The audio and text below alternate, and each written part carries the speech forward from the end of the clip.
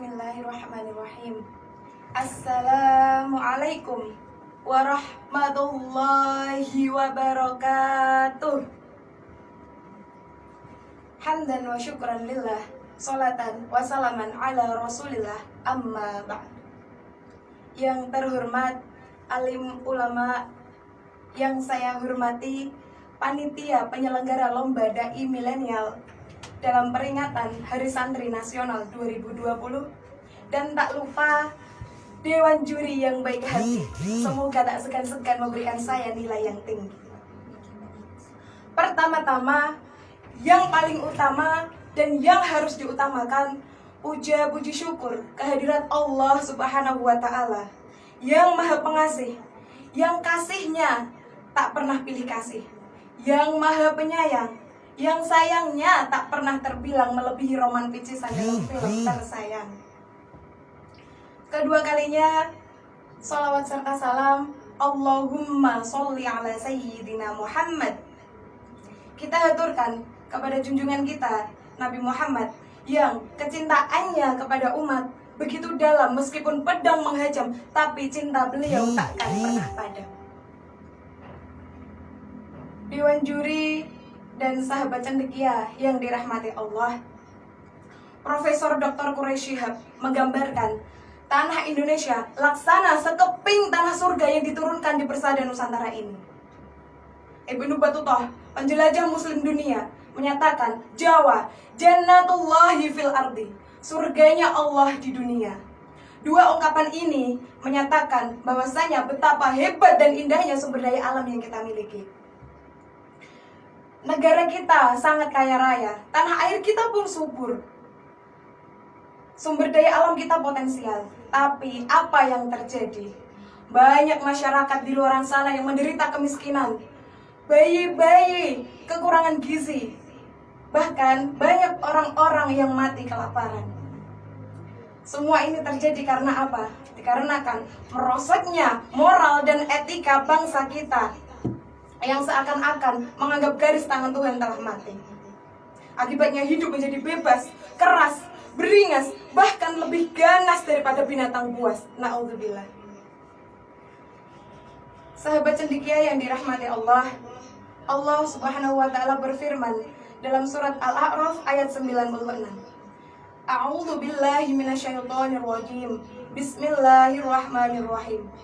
Walau anna ahlal qura amanu wattaqau lafatahna alaihim barakatim minas sama'i wal ard.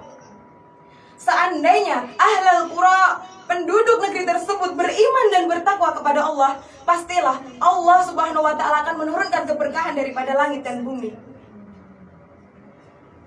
Sahabat cendekia yang dirahmati Allah, secara tekstual ayat tersebut ditujukan kepada kaum Sodom, yaitu kaumnya Nabi Lut alaihi salam, berkenaan dengan kemungkaran-kemungkaran yang terjadi pada zaman beliau.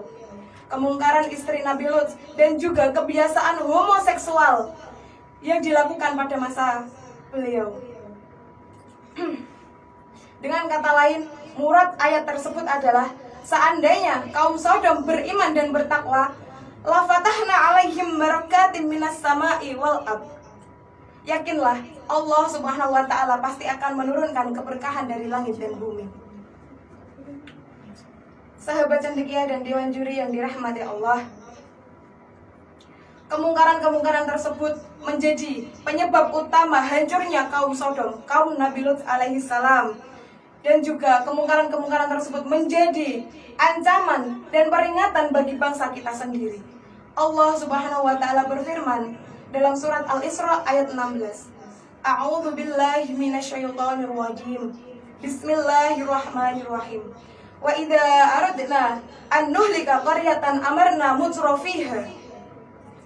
Hadirin rahimakumullah, ayat tersebut mendeskripsikan bahwasanya yang dinamakan kaum mutrafin adalah yang pertama, al-umara'ul dzalimun, para pemimpin yang dolim. Karena dalam terminologi pendidikan, pemimpin merupakan penyelenggara pendidikan dalam skala besar. Pemimpin sebagai gurunya, sedangkan masyarakat menjadi muridnya. Apabila seorang pemimpin melakukan suatu kejahatan, maka akan berakibat pula ratusan bahkan ribuan kejahatan yang akan dilakukan oleh masyarakatnya. Yang kedua, al-aghniya'ul fasiqun, para konglomerat yang bergelimangan maksiat, enggan membayar zakat, harta riba disikat, bahkan istri orang pun diembat, padahal istrinya sendiri sudah 4. Ini menandakan bahwa bangsa kita sedang sekarat. Sahabat cendekia yang dirahmati Allah, kemuliaan suatu bangsa terletak pada moral dan etika, akhlak suatu bangsa itu sendiri. Apabila hancur moral dan akhlak bangsa itu sendiri, maka akan hancurlah suatu bangsa tersebut. Jikalau timbul pertanyaan, bagaimana mengatasi moral dan etika yang merosot, maka Allah Subhanahu wa taala berfirman dalam surat Luqman ayat 17. A'udzu billahi minasyaitonir rajim. Bismillahirrahmanirrahim. Ya bunayya aqimis shalah wa'mur bil ma'ruf wanha 'anil munkar wasbir 'ala ma aswabak. Ya bunayya, wahai anakku, aqimis shalah, maka dirikanlah salat. Wa'mur bil ma'ruf, perintahkanlah kepada hal-hal yang ma'ruf. Wanha 'anil munkar, dan cegahlah kalian dari yang munkar. Wasbir 'ala ma aswabak, dan bersabarlah kamu ketika kamu ditimpa musibah. Sahabat cendekia dan dewan juri yang dirahmati Allah, jadi dapat disimpulkan bahwasannya moral dan etika kita harus dibenahi, harus dipenuhi dengan rasa penuh keimanan dan ketakwaan kepada Allah. Karena moral dan etika sangat berpengaruh bagi kehidupan berbangsa dan bernegara.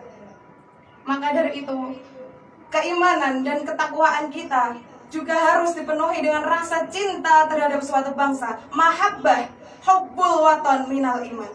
Demikian yang dapat saya sampaikan. Kurang lebihnya mohon maaf. Wallahul muwaffiq ila aqwamit thoriq. Wassalamualaikum warahmatullahi wabarakatuh.